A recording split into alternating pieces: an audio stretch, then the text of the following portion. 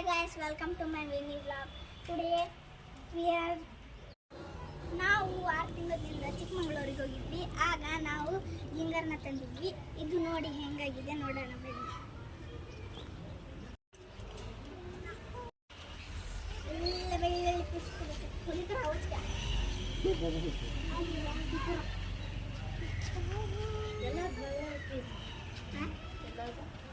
ಅಲ್ಲ ಬಳ್ಳಾಳೆ me ಬಳ್ಳಾಳೆ piece ಮನೆಯಲ್ಲಿ ಹಾಕಿ ನೋಡಿ ಎಷ್ಟು ಚೆನ್ನಾಗಿ ಬೆಳೆಯುತ್ತೆ. ನೋಡಿ ಎಷ್ಟು ಚೆನ್ನಾಗಿ ಬಂದಿದೆ. ನೀವು ಕೂಡ ನಿಮ್ಮ ಮನೆಯಲ್ಲಿ ಹಾಕಿ ನೋಡಿ. ಇಷ್ಟಕ್ಕೊಂದು ಪೀಸ್ ಹಾಕಿದ್ವಿ, ಇಷ್ಟೆಲ್ಲ ಆಗಿದೆ.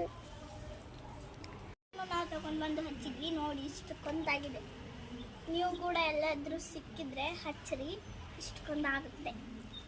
ನಮ್ಮ ತೋಟದಲ್ಲಿ ಇಷ್ಟೆಲ್ಲ ಗಿಡಗಳನ್ನು ಹಾಕಿದ್ದೀವಿ. ಅದ್ರ ಜೊತೆ ಇದನ್ನು ಹಾಕಿದ್ವಿ. ಇದು ಇಷ್ಟು ಚೆನ್ನಾಗಿ ಬೆಳೆದಿದೆ ನೋಡಿ. ನಮ್ಮ ಮನೆಯ ತೋಟದಲ್ಲಿ ಆಗಿರುವ ಈ ಗಿಂಗರ್ ನೋಡಿ ಎಷ್ಟು ಚೆನ್ನಾಗಿದೆ, ಫ್ರೆಶ್ ಆಗಿದೆ.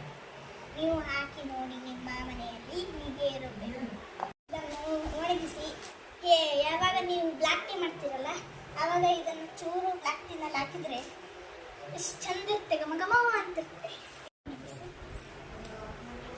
ಇದನ್ನು ಒಣಗಿಸಿ ಯಾವಾಗ ನೀವು ಬ್ಲ್ಯಾಕ್ ಟೀ ಮಾಡ್ತೀರಲ್ಲ, ಆವಾಗ ನೀವು ಇದನ್ನು ಒಣಗಿಸಿದಾಗ ಇದನ್ನು ಚೂರು ಬ್ಲ್ಯಾಕ್ ಟೀನಲ್ಲಿ ಹಾಕಿದರೆ ಘಮ ಘಮ ವಾಸನೆ ಬರುತ್ತೆ. ನೀವು ಕುಡಿದು ನೋಡಿದರೆ ಸೂಪರ್ ಆಗಿರುತ್ತೆ ನೋಡಿ. Thank you my watching my mini vlog. Thank you.